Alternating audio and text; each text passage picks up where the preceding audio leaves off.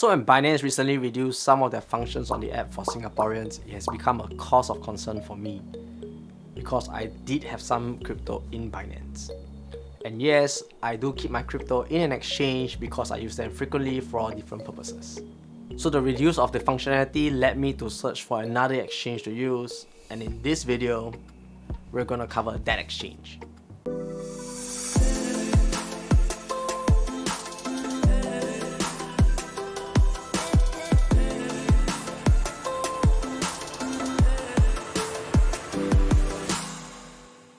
Hello beautiful people, hope you're all doing good. So on the 2nd of September, Binance was placed on the MAS alert list. Oh cool, we made the list! And subsequently it was told to stop offering P2P and to halt deposits for the Singapore dollar onto the exchange. Stop it. So for those of you that have no idea what the MAS alert list is, basically it's a list of platforms or companies which are unregulated, and these people have been wrongly perceived as being licensed or regulated by the MAS.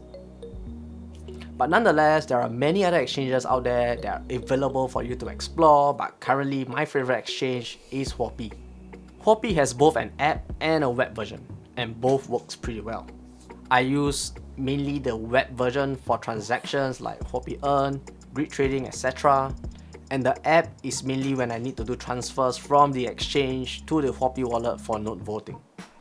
So if you are interested to sign up with Huobi, I've left links in the description down below where you can get started with them. So like any other exchange, to get started, ensure that you have funds in your exchange wallet, and to do this, we can mouse over the balance on the top right hand corner of the screen and select exchange wallet, which will bring us to our wallets. So as you can see, there are many wallets that we have, and each of these wallets has a function and they are specific for different purposes on the exchange. So the main one that we need to have right now is to have funds in our exchange wallet, and once we have those assets in our wallet, we can click on markets on the top tab and it will bring us to the trading page of the cryptocurrencies. So on the trading page itself, we can see the different currencies that Huobi Exchange supports, and by clicking on details, it gives you some information about that particular cryptocurrencies. And I think this is a great feature for new users because you're able to find out more about these currencies even before trading them. So to start trading, it's very simple, just click on the currency that you're looking at, and in this example, we'll be using Bitcoin USDT pair. So on the trading page itself, it consists the following information for traders. You have the left panel where traders can select the different pairs to trade. In the middle, you get the trading chart that shows the price movements of the pairs that are selected. In this case, it's Bitcoin USDT. So right below the trading chart is the buy and sell panel. This is where traders can buy or sell Bitcoin USDT. So to buy Bitcoin in this case, we need to use USDT for this particular pair. And we can either key in the amount of Bitcoin we wish to purchase or to use a slider to determine the amount of Bitcoin we want to buy based on the number of USDT that we have. So right next to the chart is the order book. This shows the current orders on the markets for the buys and the sells. And right next to it is the market trade panel. This shows the trade that has been executed in the market. And right at the bottom of the page is your personal order book. So this displays the active orders that you have as well as the order histories. So how do you place an order on Huobi? So there are 4 main types of orders that you can place on the Huobi exchange, which is limit order, market order, stop limit order, and trigger order.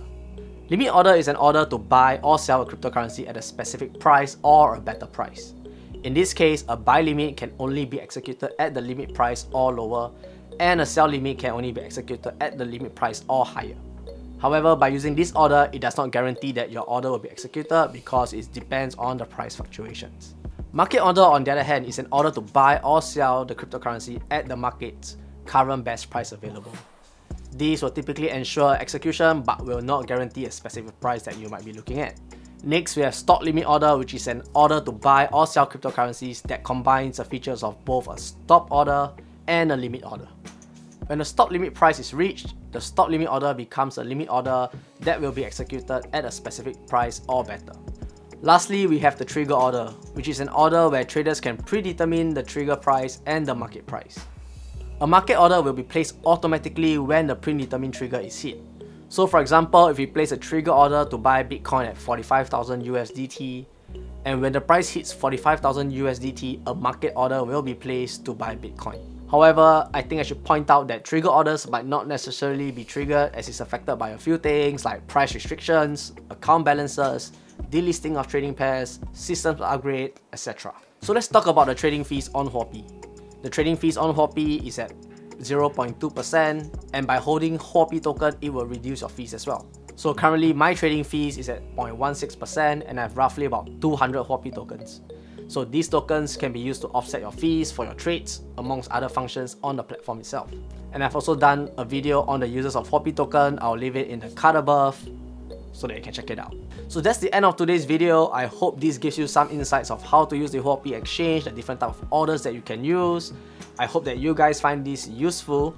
And if you haven't, do smash that like button, subscribe, and I'll see you in the next video.